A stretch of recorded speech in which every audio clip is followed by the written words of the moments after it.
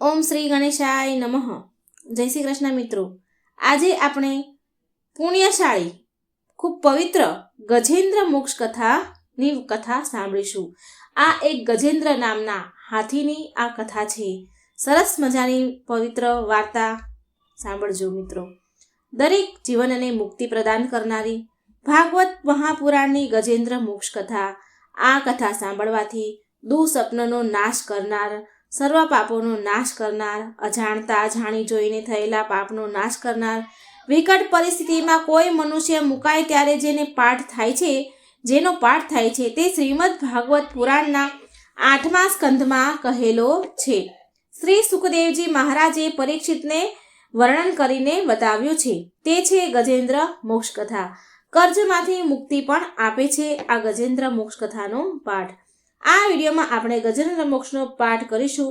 જો આ વિડીયો તમને પસંદ આવે તો વિડીયોને લાઈક કરજો, શેર કરજો અને આ ચેનલને સબસ્ક્રાઈબ જરૂર કરજો મિત્રો. ધન્યવાદ. મિત્રો, વેદમાં, રામાયણમાં, પુરાણમાં, મહાભારતમાં આદિ ગ્રંથોમાં શ્રી હરિનું જ સર્વ જગ્યાએ ગુણગાન કરવામાં આવ્યું છે. સર્વ રત્નોનો ભંડાર જે મેરુ પર્વત છે, સર્વ આશ્ચર્યથી ઐશ્વર્યથી ભરપૂર આકાશ છે, જેમ સર્વ તીર્થ સ્વરૂપ ગંગાજી છે, તે જ પ્રમાણે સર્વ દેવમય શ્રી હરિ ભગવાન વિષ્ણુ છે. શ્રીમદ ભાગવત ગીતા, વિષ્ણુ સહસ્ત્ર નામ, ભીષ્મ સ્તુતિ, મનુસ્મૃતિ અને ગજેન્દ્ર મોક્ષ કથા આ મહાભારતના 5 રત્ન કહેવાયા છે. જેનો પાઠ કોઈ પણ મનુષ્ય કરે તો તેના પાપો નષ્ટ થાય છે, પણ સાથે શ્રી હરિની કૃપા પણ પ્રાપ્ત થાય છે. અંત સમયે શ્રી હરિ ઉદ્ધાર કરે છે તે જીવનો જે આત્માનો ગજેન્દ્ર મોક્ષનો પાઠ રોજ કરે છે. આ ગજેન્દ્ર મોક્ષનો પાઠ શ્રી સુખદેવજીએ રાજા પરીક્ષિતને સંભળાવ્યો છે, જે હવે આપણે સાંભળીશું. ઓમ નમો ભગવતે વાસુદેવાય. રાજા પરીક્ષિતે સુખદેવજીને પ્રશ્ન પૂછ્યો, હે મુનિવર, ભગવાન શ્રી હરિએ ગજેન્દ્રને મગરમચ્છની પકડમાંથી કેવી રીતે છોડાવ્યા હતા તે અમને સંભળાવો.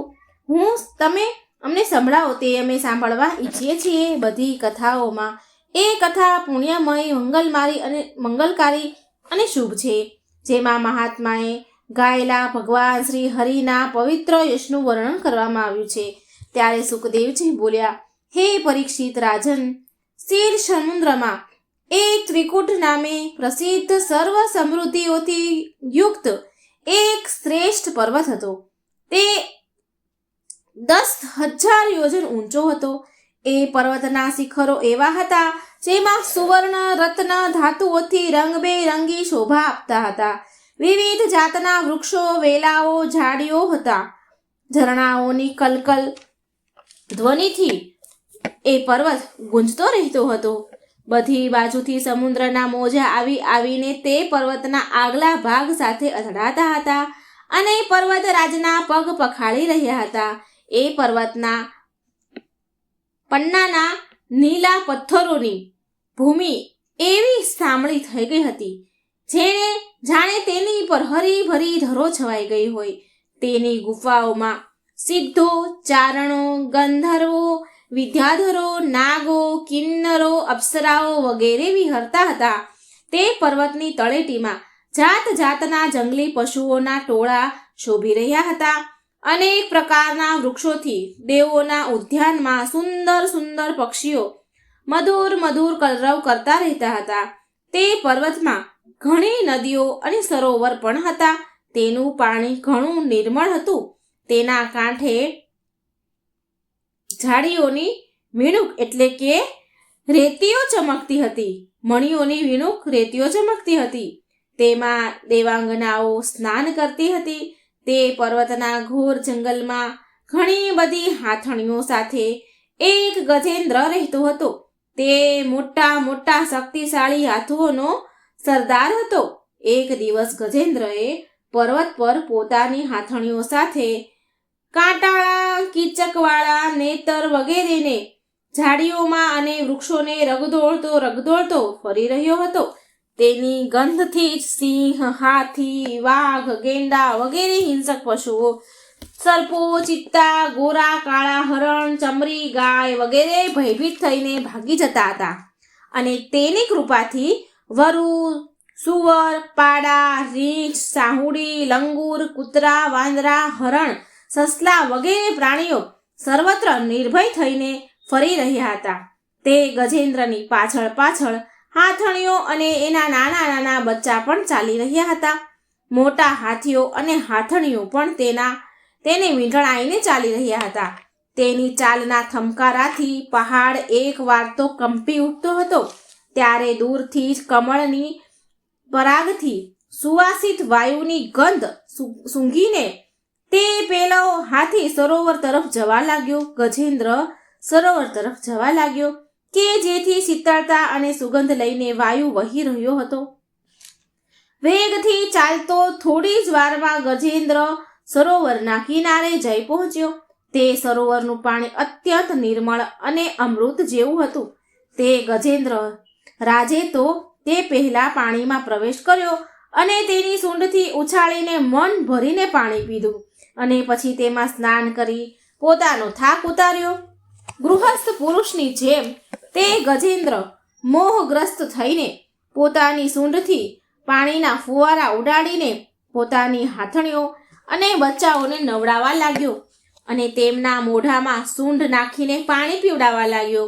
ભગવાનની માયાથી મોહિત થયેલો ગજેન્દ્ર ઉન્મત્ત થઈ રહ્યો હતો અને એનો ખ્યાલ જ ન હતો કે મારે માથે કેટલું મોટું સંકટ તોળાઈ રહ્યું છે. સુખદેવજી પરીક્ષિત રાજાને કહે છે, હે રાજન, ગજેન્દ્ર તે સમયે એટલો ઉન્મત્ત થઈ રહ્યો હતો કે તે સમયે પ્રારબ્ધની પ્રેરણાથી એક બળવાન મગરે ક્રોધે ભરાઈને તેનો પગ પકડી લીધો. આ પ્રમાણે અચાનક સંકટમાં ફસાઈને તે બળવાન ગજેન્દ્રએ તેની શક્તિ અનુસાર પોતાને છોડાવવા માટે ઘણો પ્રયત્ન કર્યો, પરંતુ છોડાવી શક્યો નહીં. બીજા હાથીઓ, હાથણીઓ, બચ્ચાઓએ જોયું કે તેના સ્વામીને બળવાન મગરે ઘણા વેગથી ખેંચી રહ્યો છે અને તેઓ ઘણા ભયભીત થઈ રહ્યા છે અને ગજેન્દ્ર ત્યારે ભારે વ્યાકુળતાથી ગરજવા લાગ્યો. ઘણાએ તેને મદદ કરીને પાણીમાંથી બહાર કાઢવાનું તો ઈચ્છ્યું, પરંતુ તેમાં તેઓ સમર્થ ન હતા. ગજેન્દ્ર અને મગર પોતપોતાની પૂરી તાકાત લગાડી મથી રહ્યા હતા. ક્યારેક ગજેન્દ્ર મગરને બહાર ખેંચી આવે તો ક્યારેક મગર ગજેન્દ્રને અંદર ખેંચી જતો હતો.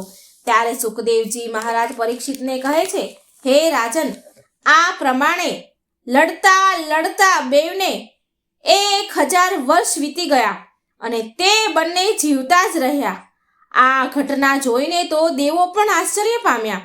છેવટે ઘણા દિવસો સુધી પાણીમાં વારંવાર ખેંચાઈ જવાથી ગજેન્દ્રનું શરીર શિથિલ પડી ગયું. હવે ના તો તેના શરીરમાં બળ રહ્યું કે ના તેના મનમાં હિંમત રહી. શક્તિ પણ ક્ષીણ થઈ ગઈ હતી એની. મગર તો હતો જળચર પ્રાણી, માટે તેનું બળ તો ક્ષીણ થવાને બદલે વધી રહ્યું હતું. તે ઘણા ઉત્સાહથી વિશેષ બળ લગાડીને ગજેન્દ્રને ખેંચવા લાગ્યો. દેહાભિમાની ગજેન્દ્ર આ પ્રમાણે પ્રાણોના સંકટમાં આવી પડ્યો અને પોતાને છોડાવવા માટે સર્વ રીતે અસમર્થ બની ગયો. ઘણા સમય સુધી તેને છુટકારો મેળવવાના ઉપાયથી વિચાર કર્યો. ઘણા ઉપાયો કર્યા અને અંતે તેણે એ નિશ્ચય કર્યો કે તેણે મનમાં વિચાર્યું કે આ મગર વિધાતાનો ફંદો છે. તેમાં ફસાઈને હું આતુર થઈ રહ્યો છું. જ્યારે મને મારી બરાબરીના હાથીઓ પણ આ સંકટમાંથી ઉગારી નથી શક્યા, તો વિચારી આ હાથણીઓ તો કેવી રીતે છોડાવી શકે? ત્યારે હું સમસ્ત વિશ્વના એકમાત્ર આશ્રય ભગવાનનું જ શરણ લઉં છું. કાળ ઘણો જ બળવાન છે. એ સાપની જેમ ઘણા પ્રચંડ વેગથી ઘણાને ગળી જવા માટે ઘસતો જ રહે છે.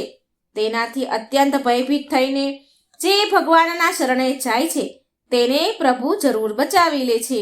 એમનાથી ભયભીત થઈને મૃત્યુ પણ પોતાનું કામ કરવા માટે દોડતું હોય છે. તે જ પ્રભુ સહુના આશ્રય છે.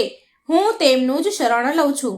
ત્યારે સુખદેવજી મહારાજ પરીક્ષિતને કહે છે, હે રાજન પરીક્ષિત, પોતાની બુદ્ધિથી આવો નિશ્ચય કરી ગજેન્દ્રએ પોતાના ચિત્તને હૃદયમાં એકાગ્ર કર્યું. પછી તે પૂર્વજન્મમાં શીખેલા શ્રેષ્ઠ સ્ત્રોતનો પાઠ કરવા લાગ્યો. ભગવાનની સ્તુતિ કરવા લાગ્યો. ગજેન્દ્રએ સ્તુતિ કરતા કહ્યું કે જેઓ જગતનું મૂળ કારણ છે અને સૌના હૃદયમાં પુરુષ રૂપે બિરાજમાન છે, તેમજ સમસ્ત સંસારના એકમાત્ર સ્વામી છે તથા જેના કારણે આ સંસારમાં ચૈતન્યનો વિસ્તાર થયો છે, ભગવાનને હું નમસ્કાર કરું છું અને પ્રેમપૂર્વક તેમનું ધ્યાન ધરું છું. આ સંસારમાં તેમના સ્થિત છે, તેમની જ સત્તા અસ્તિત્વથી પ્રતીત થઈ રહ્યું છે, તેમાં તેઓ જ પ્રાપ્ત રહેલ છે અને સ્વયં તેઓ જ સંસાર રૂપે પ્રગટ થઈ રહ્યા છે. આ બધું હોવા છતાં પણ તે આ સંસારથી અને તેઓના કારણે પ્રકૃતિથી સર્વથા પરે છે. તે સ્વયં પ્રકાશ, સ્વયં સિદ્ધ ભગવાનનું હું સ્મરણ કરું છું. આ વિશ્વ પ્રપંચ તેમની માયાથી અને તેમનામાં જ આરોપિત છે. આ વિશ્વનું તેઓ ક્યારેક લીલાથી નિર્માણ કરે છે અને ક્યારેક તેને નષ્ટ પણ કરી દે છે, પરંતુ તેમની દ્રષ્ટિ બંને સ્થિતિમાં જેમની તેમ એટલે કે સમાન રહે છે. એટલે કે તેઓ આના સાક્ષી છે અને વિશ્વ પ્રપંચના મૂળ કારણ છે, પરંતુ તેમનું કારણ નથી. તે પરમાત્મા પ્રભુ મારું રક્ષણ કરે. પ્રલયના સમયે સમસ્ત લોકપાલ અને તે બધાના કારણો સંપૂર્ણપણે નષ્ટ થઈ જાય છે અને તે માત્ર ગાઢ અને ઘેરો અંધકાર રહેવા પામે છે, પરંતુ અનંત પરમાત્મા તેનાથી સર્વથા પર બિરાજમાન છે. એ જ પ્રભુ મારું રક્ષણ કરો. તેમની લીલાનું રહસ્ય જાણવું એ અત્યંત મુશ્કેલ છે. તેઓ નટ એટલે કે નાટકના અભિનેતાની જેમ અનેક વેશ ધારણ કરીને તેના વાસ્તવિક સ્વરૂપને ના તો ઋષિઓ જાણે છે કે નથી દેવતાઓ જાણતા, કે તો પછી અન્ય એવું કોઈ પણ હોઈ શકે કે તેને સુધી પહોંચી શકે, તેનું વર્ણન કરી શકે? કોઈ પણ હોઈ શકે ખરી કે જે તેમને જાણી શકે, તેમનું વર્ણન કરી શકે? તે પ્રભુ મારી રક્ષા કરો. તેમના પરમ મંગલમય સ્વરૂપના દર્શન કરવા માટે મહાત્માઓ સંસારની સઘળી આસક્તિઓનો પરિત્યાગ કરીને અને વનમાં જઈને બ્રહ્મચર્ય વગેરે અલૌકિક વ્રતોનું અખંડપણે પાલન કરે છે તથા પોતાના આત્માને સહુના હૃદયમાં બિરાજમાન જોતા રહીને સ્વાભાવિક રીતે સહુનું હિત કરે છે. મુનિઓના સર્વસ્વ એવા મારા ભગવાન મારા સહાયક બનો. તેઓ જ મારી ગતિ અને નથી તો તેમને જન્મ કે કર્મ અને નથી નામ કે રૂપ, તો પછી તેના ગુણ અને દોષ વિશેની તો વાતની કલ્પના પણ કેવી રીતે કરી શકાય? આમ છતાં પણ વિશ્વનું સર્જન, સ્થિતિ અને સંહાર કરવા માટે તેઓ પોતાની માયાથી બ્રહ્મા, વિષ્ણુ અને રુદ્ર રૂપ એટલે કે જન્મ, કર્મ, નામ, રૂપ, ગુણ, દોષ વગેરેને અપનાવે છે. તે જ અનંત શક્તિમાન સર્વ ઐશ્વર્યમય પરમ બ્રહ્મ પરમાત્માને હું નમસ્કાર કરું છું. તેઓ અરૂપ હોવા છતાં બહુરૂપ છે. તેમના કર્મ અત્યંત આશ્ચર્યપૂર્ણ છે. હું તેમના ચરણોમાં નમસ્કાર કરું છું. સ્વયં પ્રકાશ સૌના સાક્ષી પરમાત્માને હું નમસ્કાર કરું છું. તેઓ મન, વાણી અને ચિત્તથી અત્યંત દૂર છે. તે પરમાત્માને હું નમસ્કાર કરું છું. વિવેકી મનુષ્ય કર્મ સંન્યાસ કરવા, કર્મ સમર્પણ પોતાના અંતકરણને શુદ્ધ કરીને જેમને પ્રાપ્ત કરે છે તથા પોતે તે જેઓ નિત્ય મુક્ત પરમાનંદ સ્વરૂપ છે, જ્ઞાન સ્વરૂપ છે, સાથે જ બીજાને કેવલ મુક્તિ આપવાનું સામર્થ્ય માત્ર એમનામાં જ છે, તે પ્રભુને હું નમસ્કાર કરું છું. જેઓ સત્વ, રજ, તમ આ ત્રણેય ગુણોના ધર્મ અપનાવીને ક્રમશ શાંત, ઘોર અને મૂઢ અવસ્થા પણ ધારણ કરે છે. ભેદ રહિત સંભાવ પૂર્વક રહેલા અને જ્ઞાનધન પ્રભુને હું વારંવાર નમન કરું છું. હે પ્રભુ, આપ સૌના સ્વામી છો, બધા ક્ષેત્રોમાં એકમાત્ર જાણનાર અને સૌના સાક્ષી છો. હું આપને નમસ્કાર કરું છું. આપ પોતે પોતાનું કારણ છો, પુરુષ અને મૂળ પ્રકૃતિ રૂપ પણ આપ જ છો. આપને વારંવાર નમસ્કાર છે. સગળી વસ્તુઓના અસ્તિત્વ રૂપે કેવળ પણ આપ જ છો. હું આપને નમસ્કાર કરું છું. આપ સહુનું મૂળ કારણ છો. આપનું કારણ કોઈ જ નથી તથા આપનામાં વિકાર કે પરિણામ આવતા નથી. તેથી આપ જ કારણ છો. આપને મારા વારંવાર નમસ્કાર છે. જેમ બધા નદી ઝરણા વગેરેનો પરમ આશ્રય સમુદ્ર છે, તેવી જ રીતે આપ સમસ્ત વેદો શાસ્ત્રોનું પરમ તાત્પર્ય છો. આપ મોક્ષ સ્વરૂપ છો અને સઘળી સંતો તમારું શરણ લે છે. સઘળા સંતો તમારું શરણ લે છે. તેથી હું તમને નમસ્કાર કરું છું. જેમ યજ્ઞમાં અરણી કાષ્ઠ ગુપ્ત રહે છે, તેવી જ રીતે આપે પોતાનું જ્ઞાન ગુણોથી માયાથી ગોપનીય રાખ્યું છે. ગુણોમાં ક્ષોભ થવાથી તેમના વિવિધ પ્રકારના સૃષ્ટિ રચનાનો આપ સંકલ્પ કરો છો. જેઓ કર્મ સંન્યાસ કે કર્મ સમર્પણ વડે આત્મતત્વની ભાવના કરીને વેદશાસ્ત્રથી પર થઈને તેમના આત્માના રૂપમાં આપ પોતે જ પ્રગટ થઈ જાઓ છો, તેમને હું વારંવાર નમસ્કાર કરું છું. જેમ કોઈ દયાળુ મનુષ્ય ઝાડમાં ફસાયેલા પશુ બંધન કાપી નાખે, તેવી જ રીતે મારા જેવા શરણાગતને બંધનમાંથી મુક્ત કરો છો. આપ નિત્ય છો, પરમ કરુણામય છો અને આપ ભક્તોનું કલ્યાણ કરવા પ્રમાદ કરતા નથી. આપના ચરણોમાં મારા વારંવાર નમસ્કાર છે. સઘળા પ્રાણીઓના હૃદયમાં પોતાના અંશથી અંતર આત્મા રૂપે પ્રાપ્ત થતા રહો છો. આપ બધા ઐશ્વર્યથી પરિપૂર્ણ છો, અનંત છો. તમને હું વારંવાર નમસ્કાર કરું છું. પ્રભુ, જેઓ શરીર, પુત્ર, વડીલ, ઘર, પતિ અને સ્વજનોમાં આસક્ત છે, તેમને આપની પ્રાપ્તિ થવી અત્યંત મુશ્કેલ છે, કારણ કે આ પોતે ગુણોથી આસક્તિ વિનાના છો. જીવન મુક્ત મનુષ્ય પોતાના હૃદયમાં નિરંતર આપનું ચિંતન કરતા રહે છે, તેવા બધા ઐશ્વર્યથી પરિપૂર્ણ જ્ઞાન સ્વરૂપ ભગવાનને નમસ્કાર કરું છું. ધર્મ, અર્થ, કામ અને મોક્ષની કામનાથી મનુષ્ય તેમની ભક્તિ કરીને પોતાની અભિષ્ટ વસ્તુ મેળવી લે છે. એટલું જ નહીં, તેઓ મનુષ્યનો બધા જ પ્રકારનું સુખ તમે સુખ આપો છો અને પોતાના જેવું જ પાર્ષદ શરીર પણ આપો છો. જેઓ અપાર દયાળુ છે, એવા પ્રભુ મારો ઉદ્ધાર કરો. જેમના અનન્ય પ્રેમ ભક્તો તેમના શરણે રહીને તેમની પાસેથી કોઈ પણ વસ્તુની મોક્ષ સુધાની પણ કામના કરતા નથી, તેમની પરમ દિવ્ય મંગલમય દિવ્યાઓનું ગાન કરતા રહીને આનંદ સાગરમાં ડૂબતા રહે છે, તેઓ અવિનાશી સર્વશક્તિમાન ભક્ત ઇન્દ્રિયાતીત અને અતિ સૂક્ષ્મ છે. જેઓ અત્યંત પાસે હોવા છતાં પણ ઘણા દૂર છે, જેઓ આધ્યાત્મિક યોગ એટલે કે જ્ઞાન યોગ અથવા ભક્તિ યોગ દ્વારા પ્રાપ્ત થાય છે, તે જ આદિ પુરુષ અનંત અને પરિપૂર્ણ પરબ્રહ્મ પરમાત્માની હું સ્તુતિ કરું છું. જે પ્રમાણે અગ્નિમાંથી જ્વાળા નીકળે છે અને એમાં જ લીન થઈ જાય છે, તેમ સૂર્યમાંથી કિરણો નીકળે છે અને એમાં જ લીન થઈ જાય છે, તેવી જ રીતે આ સમસ્ત વિશ્વ પ્રપંચ અર્થાત ગુણોના પ્રવાહ રૂપ બુદ્ધિ, મન, ઇન્દ્રિય તમામ શરીરો તેમાંથી જ ઉત્પન્ન થાય છે અને તેમનામાં જ લીન થઈ જાય છે. તે ભગવાન નથી, દેવ કે નથી અસુર કે નથી મનુષ્ય કે નથી પશુ પક્ષી, નથી સ્ત્રી કે નથી પુરુષ કે નથી નપુંસક, તેઓ ગુણ, કર્મ, કાર્ય અને કારણ પણ નથી, પરંતુ આ બધાનો નિષેધ થઈ જતા જે કંઈ શેષ રહે છે તે જ તેમનું સ્વરૂપ છે, તથા તેઓ જ સર્વકાય છે. પરમાત્મા મારો ઉદ્ધાર કરો. હું હાથીની આ યોનિમાં જીવવા ઈચ્છતો નથી, કારણ કે અંદર બહાર બધી જ બાજુએ અજ્ઞાનના આવરણથી તે ઢંકાયેલ છે. તેને હયાત રાખીને હું શું કરવાનો છું? હું શું કરું?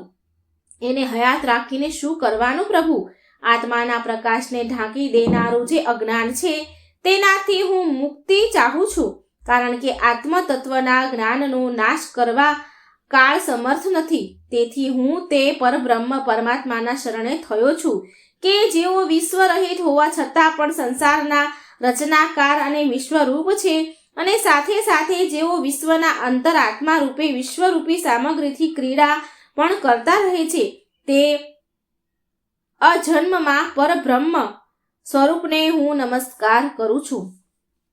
યોગી જનો યોગ વડે કર્મ અને વાસના અને કર્મ ફળને બાળી નાખીને પોતાના યોગ શુદ્ધ હૃદયમાં જે યોગેશ્વર ભગવાનનું સાક્ષાત્કાર કરે છે તે પ્રભુને હું નમસ્કાર કરું છું. હે પ્રભુ, આપણી સત્વ રજ તમ એ ત્રણેય શક્તિઓના સંગ વડે વગેરેના વેગ અસહ્ય છે. સઘળી ઇન્દ્રિયો અને મનના વિષયોના રૂપમાં પણ તેમ જ પ્રતીત થાવ છો. તમે જ પ્રતીત થાવ છો. તેથી જેની ઇન્દ્રિયો વશમાં નથી તે લોકો તો આપણી પ્રાપ્તિનો માર્ગ પણ પામી શકતા નથી. તમારી શક્તિ અનંત છે. તમે શરણાગત છો. તમને હું વારંવાર નમસ્કાર કરું છું. તમારી જ માયા ભાવથી આત્મ સ્વરૂપ ઢંકાયેલું છે. તેઓ આ જીવ પોતાના સ્વરૂપને ઓળખી શકતો નથી. આપનો મહિમા અપાર છે. તે સર્વશક્તિમાં અને માધુર્યના ભંડાર ભગવાનના શરણમાં હું છું. શ્રી સુખદેવજી મહારાજ પરીક્ષિતને કહે છે, હે રાજન, આ પ્રમાણે ગજેન્દ્રએ કોઈ ભેદભાવ વિના નિર્વિશેષ રૂપે ભગવાનની સ્તુતિ કરી. તેથી વિભિન્ન નામ રૂપોને પોતાનું સ્વરૂપ માનનારા બ્રહ્મા વગેરે દેવો તેને બચાવવા માટે આવ્યા નહીં. ત્યારે પોતે સર્વ આત્મા હોવાના કારણે સર્વદેવ સ્વરૂપ ભગવાન શ્રી હરિ પોતે જ ત્યાં પ્રગટ થઈ ગયા. વિશ્વના એકમાત્ર આધાર ભગવાનને જોયું કે ગજેન્દ્ર અત્યંત દુઃખી થઈ રહ્યો છે. તેથી તેની સ્તુતિ સાંભળીને ચક્રધારી ભગવાન વેદમય ગરુડજી પર સવાર થઈને અત્યંત વેગપૂર્વક ત્યાં જવા ચાલી નીકળ્યા. જ્યાં ગજેન્દ્ર ભારે સંકટમાં ફસાયેલો હતો. તેમની સાથે સ્તુતિ કરતા કરતા દેવો પણ ત્યાં આવી ગયા. તે સરોવરમાં બળવાન ગ્રાહ મગરે તે ગજેન્દ્રને પકડી રાખ્યો હતો અને તે અત્યંત વ્યાકુળ થઈ રહ્યો હતો. જ્યારે તે તો ગરુડજી પર સવાર થઈને ભગવાન હાથમાં ચક્ર ધારણ કરેલા ભગવાન શ્રી હરિને આકાશમાં જોયા ત્યારે તેણે પોતાની સૂંઢમાં કમળનું એક સુંદર પુષ્પ લઈને ગજેન્દ્રએ ઊંચું કર્યું અને તે ઘણા દુઃખ સાથે બોલ્યો. ગજેન્દ્ર કહે છે, હે નારાયણ, હે જગતગુરુ, હે ભગવાન, તમને નમસ્કાર છે.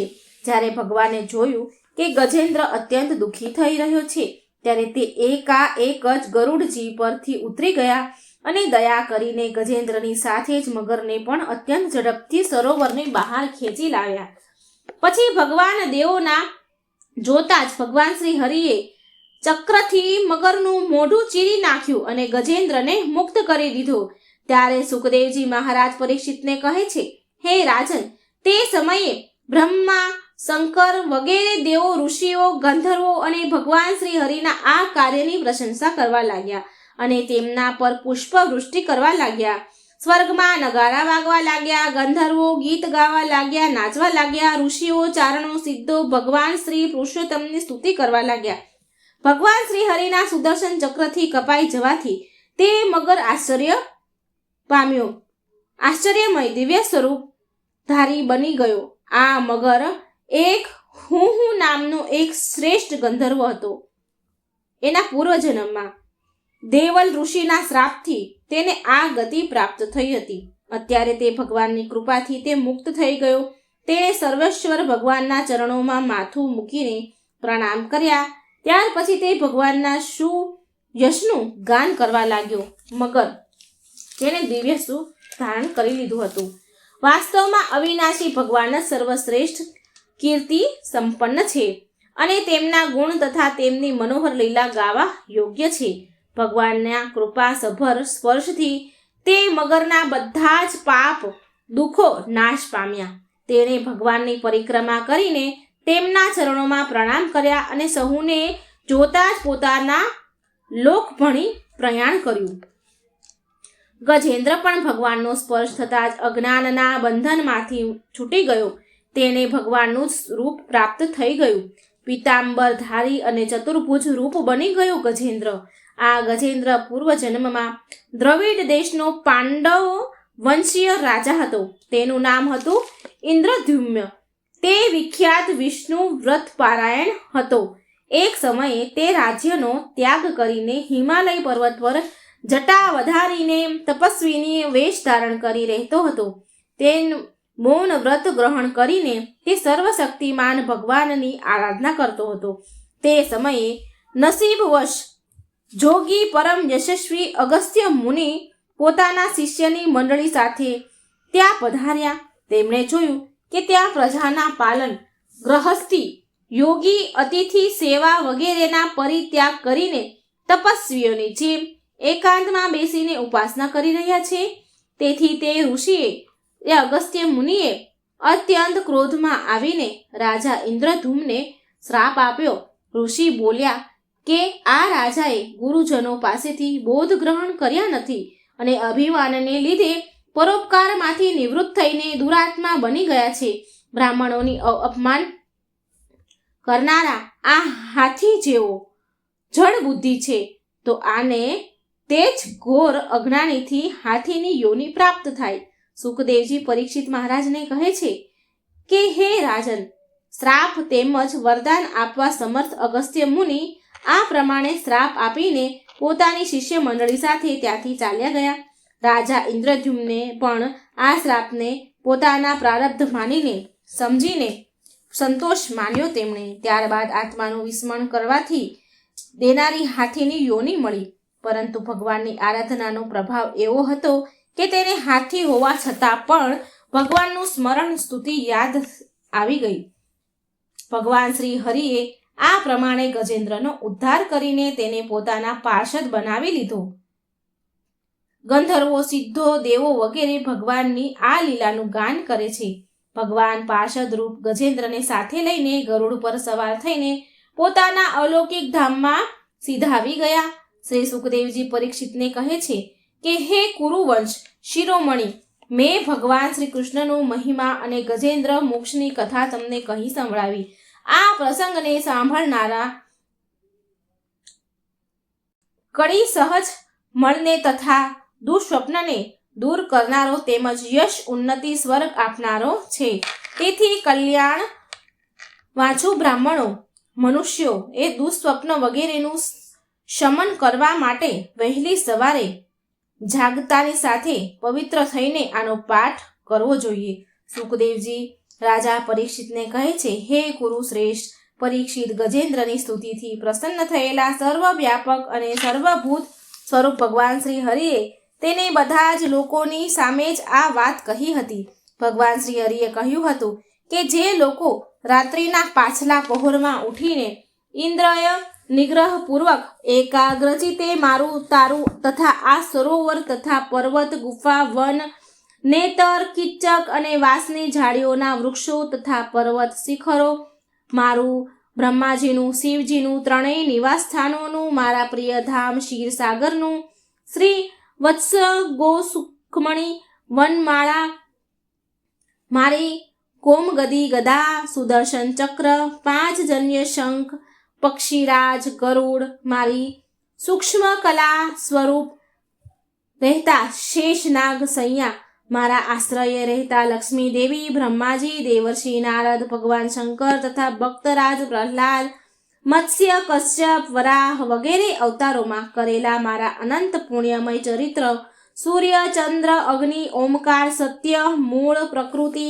ગાય, બ્રાહ્મણ, અવિનાશી, સનાતન ધર્મ, સોમ, કશ્યપ અને ધર્મની પત્નીઓ, દક્ષ કન્યાઓ, ગંગા, સરસ્વતી, યમુનાજી, અલંગનંદા, ઐરાવત, હાથી, ભક્ત શિરોમણી, ધ્રુવ, સપ્ત બ્રહ્મ ઋષિ અને પવિત્ર કીર્તિ મહાપુરુષો, નળ, યુધિષ્ઠિર, જનક આદિનું જે સ્મરણ કરે છે તે સમસ્ત પાપોમાંથી મુક્ત થાય છે.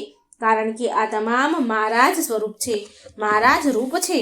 ભગવાન ગજેન્દ્રને કહે છે, હે પ્રિય ગજેન્દ્ર, જે લોકો બ્રહ્મ મુહૂર્તમાં જાગીને તેમની કરેલી સ્તુતિથી મારું સ્તવન કરે છે હું તેમના જ મૃત્યુકાળે નિર્મળ બુદ્ધિ આપીશ.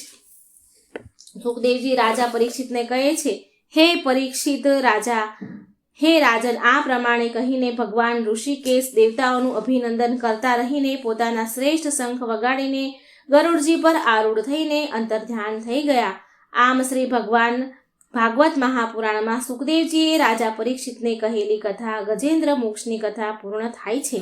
જે મનુષ્ય પ્રાતઃ કાળે ઉઠીને આ ગજેન્દ્ર મોક્ષની કથા સાંભળે છે તે મનુષ્ય દીર્ઘ આયુષ્યવાળો બનશે, પાપોમાંથી તુરંત મુક્તિ પામશે, તેના દુઃસ્વપ્નોનો નાશ પામશે.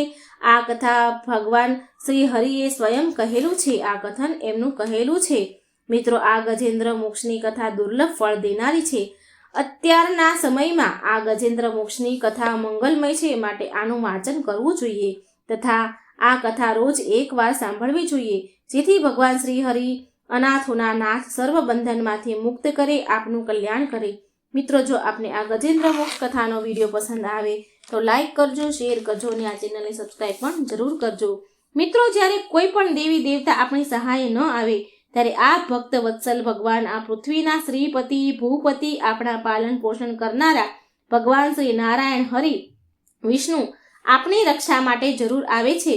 એ આ ગજેન્દ્ર મોક્ષની કથા સાક્ષી પૂરે છે, માટે જ એમને અનાથોના નાથ કહેવાય છે. જેનું કોઈ નથી, જેનું કોઈ ન હોય તેના ભગવાન હોય છે. આ કથન સત્ય છે. શ્રી હરિનું શરણ એવું છે જે આપને સર્વ પાપોમાંથી મુક્ત કરે છે, મુક્તિ પ્રદાન કરે છે.